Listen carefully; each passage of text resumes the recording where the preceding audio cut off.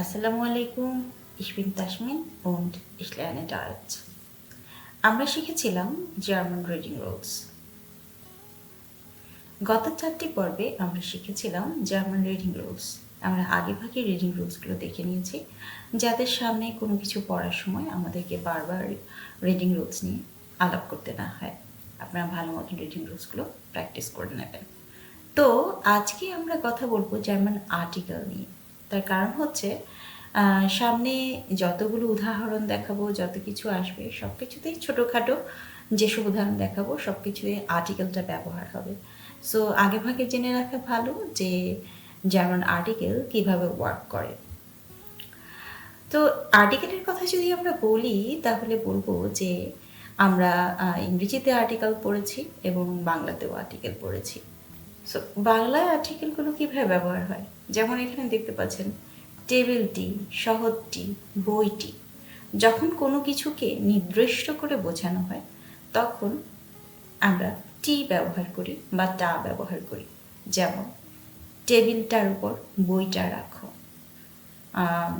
শহরটিতে ঘুরে আসো, টেবিলটার উপর রাখো, অর্থাৎ আমি নির্দিষ্ট করে কোনো একটা টেবিলকে বোঝাচ্ছি। সো ইংরেজিতে এই টা এবং টি এর জন্য আমরা ব্যবহার করি দা, দা, ঠিক আছে? So the table, the city, the book. ইংরেজিতে আমরা প্রত্যেকটা সময় দি ব্যবহার করছি এই টি এর জন্য। সো কিন্তু দ্য টেবল, দেখুন দ্য টেবলের জার্মান দেয়ার টিশ, দ্য সিটি এর জার্মান ডি স্টার্ট এবং দ্য বুকের জার্মান ডাস বুক। যেখানে ইংরেজিতে প্রত্যেকটাই দি ব্যবহার হয়েছে, জার্মানে কেন ডেয়ার, কোথাও ডি, কেন কোথাও ডাস?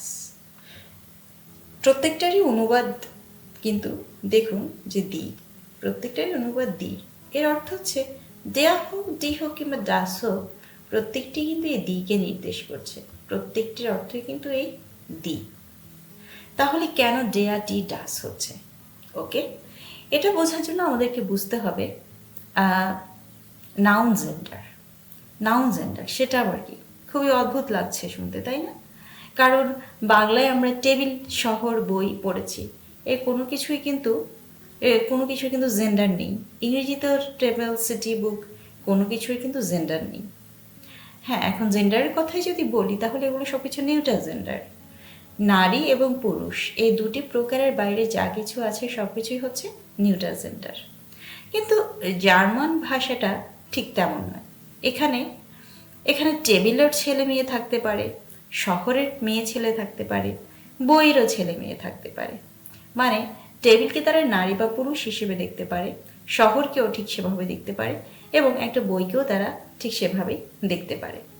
বাংলা ইংরেজিতে আমরা যে জেন্ডার পড়েছি সেটা ছিল বায়োলজিক্যাল জেন্ডার, যেমন বাবা, মা, ফাদার, মাদার, ভাই, বোন, ব্রাদার, সিস্টার। এগুলো হচ্ছে বায়োলজিক্যাল জেন্ডার, মানে পার্সন বেসড। কিন্তু জার্মান ভাষায় বায়োলজিক্যাল জেন্ডার থেকে যে ওয়ার্ডগুলো আসে, যেমন father and mother, brother and sister, এগুলো নাউন এক একটি এবং সেগুলোর জন্য তো ব্যবহার আছেই, কিন্তু এর বাইরেও বায়োলজিক্যাল জেন্ডারকে বাইরেও আমরা হচ্ছে জার্মান ভাষার যে নাউনগুলো আছে সেগুলোকে মাস্কুলিন, ফেমিনিন এবং নয়ট্রুম জেন্ডারে ভাগ করতে পারি। ঠিক যেমন শহর, বই, টেবিল, আকাশ, বাতাস, যে কোনো কিছু, সব কিছুরই জেন্ডার রয়েছে জার্মান ভাষায়। তো দেখুন টেবিল, টেবিল, দ্য টেবল, এটা হচ্ছে ডেয়ার টিশ। টেবিলকে আসলে তারা ম্যাসকুলিন হিসেবে দেখছে, ম্যাসকুলিন। সো যখনই তারা কোনো কিছুকে পুল্লিঙ্গ হিসেবে দেখবে বা ম্যাসকুলিন জেন্ডার হিসেবে দেখবে তখন তারা সেটার জন্য ব্যবহার করবে ডেয়া। এবং যখন তারা কোনো কিছুকে ফেমিনিন জেন্ডার হিসেবে দেখবে সেটার জন্য তারা ইউজ করবে ডি, সেটার জন্য তারা ইউজ করবে D. The city, D start. শহরকে তারা ফেমিনিন জেন্ডার হিসেবে চিন্তা করে, সেজন্যই তার আগে হয়েছে ডি। ঠিক তেমনিভাবে বই, বইকে তারা নিউটার জেন্ডার হিসেবে চিন্তা করে, মানে নারী পুরুষের বাইরে কিছু একটা ভাবে, সেজন্য সেটার আগে ব্যবহার হয়েছে ডাস, ডাস বুক। তাহলে আশা করি বিষয়টা ক্লিয়ার হয়েছে আপনাদের কাছে যে কখন ডেয়া বসবে, কখন ডি বসবে, কখন ডাস বসবে। সো এখন আসা যাক যে এখানে আবার আইন আছে, আয়না আছে। এখানে আবার আইন আয়না কেন?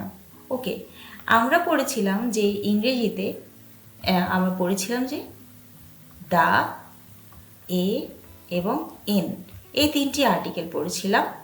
তার মানে দা হচ্ছে কোনো কিছু নির্দিষ্ট করে বোঝালে, এবং এ এবং এন হচ্ছে কোনো কিছু অনির্দিষ্ট এবং একবচন হলে, মানে কোনো কিছু অনির্দিষ্ট করে বোঝাবে এবং একটি জিনিসকে বোঝাবে, তাহলে সেখানে এ এবং এন হয়। এটা আমরা ইংরেজিতে পড়েছি। ঠিক এই এ এবং এন হলো আইন এবং আইনা, মানে একটি আইন এবং আইনা দুটো জিনিসই আসলে এ। ইংরেজিতে যেমন এন ব্যবহার হতো যখন কোনো শব্দের সামনে যখন ভাওয়েল থাকতো, যেমন অ্যান অরেঞ্জ, ঠিক, অ্যান অরেঞ্জ। আবার an Apple, an Apple.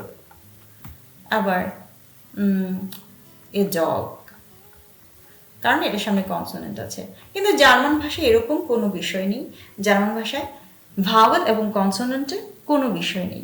German ভাষায় এই কোথাও আইন, আবার কোথাও আইনে, আবার কোথাও আইন ব্যবহার হচ্ছে, যদিও তিনটিরই অর্থ এক, একটি, এ। তাহলে কেন আইন এবং কেন আয়না বসছে? ওকে, এখানেও সেই নাউন জেন্ডার। এ টেবল, আইন টিশ। আমরা দেখেছিলাম যে ডেয়ার টিশ হচ্ছে ম্যাসকুলিন, রাইট? সো ম্যাসকুলিনের জন্য আমরা বসাবো আইন, এবং যখনই কিনা সেটা ফেমিনিন জেন্ডার, আমি এখানে লিখে দিই ফেমিনিন। সো যখন কিনা সেটা feminine gender, feminine noun gender, তখন সেখানে বসবে আইনা। এবং যখন সেটা নয়ট্রুম মানে নিউটার, সো যখন সেটা নয়ট্রুম জেন্ডার, তখন সেটার জন্য ব্যবহার হবে আইন। সো এখানেও সেই জেন্ডার। এবং একটা কথা বলে রাখা ভালো, এটা মাথায় রাখতে হবে যে জার্মান ভাষায় সামনে যত রকমের গ্রামার আসবে, যা কিছুই আপনি শিখবেন, যতভাবেই আসবে, সব কিছুতেই জার্মান জেন্ডার একটা মেইন রোল প্লে করবে। আপনি যদি কোনো শব্দে জেন্ডার ভুল করেন, সব কিছু ভুল হয়ে যাবে, কারণ এই জেন্ডারের উপর তাদের ডিপেন্ড করে অ্যাডজেক্টিভ আপনি কিভাবে ইউজ করবেন, কেস কিভাবে ইউজ করবেন, পার্সোনাল প্রোনাউন কিভাবে ইউজ করবেন, পজেসিভ আর্টিকেল কিভাবে ইউজ করবেন, প্রত্যেকটি জিনিসই নাউন জেন্ডার ভেদে চেঞ্জ হয়। সো আপনি যদি একটা নাউন জেন্ডার ভুল করে ফেলেন, তাহলে এই প্রত্যেকটি জিনিস অ্যাপ্লিকেশন ভুল হয়ে যাবে।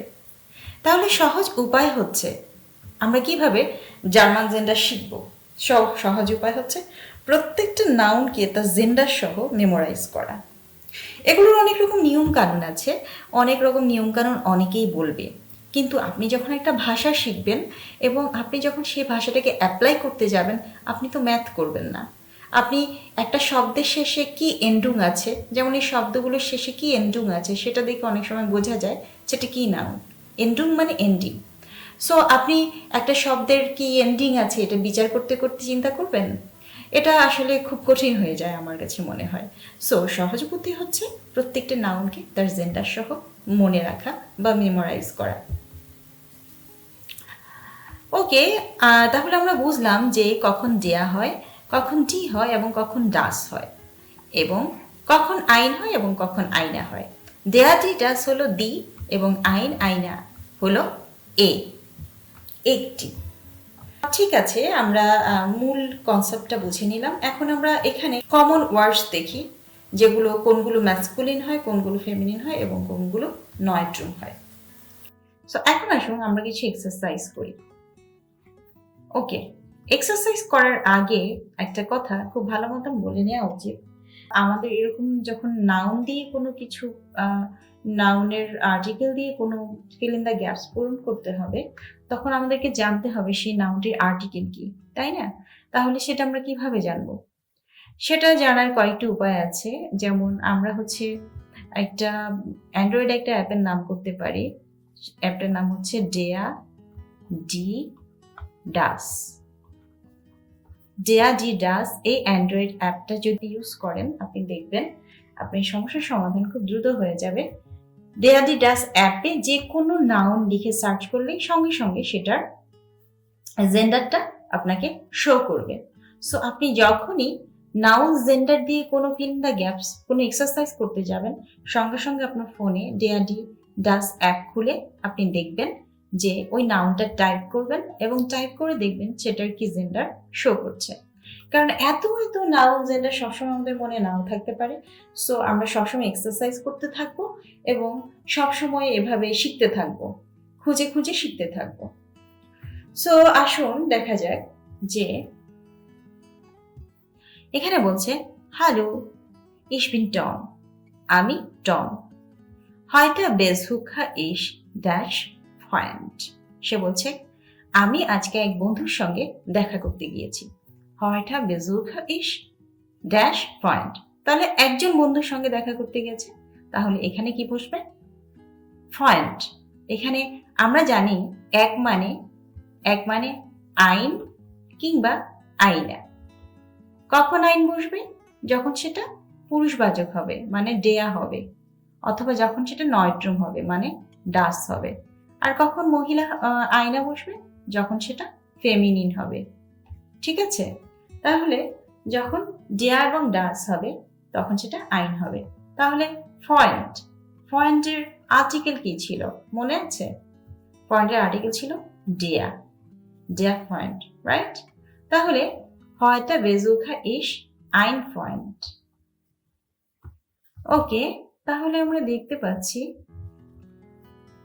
তাহলে heute besuche ich ein Freund। wohnt, মানে সে, wohnt হচ্ছে বাস করা। wohnt in dash house।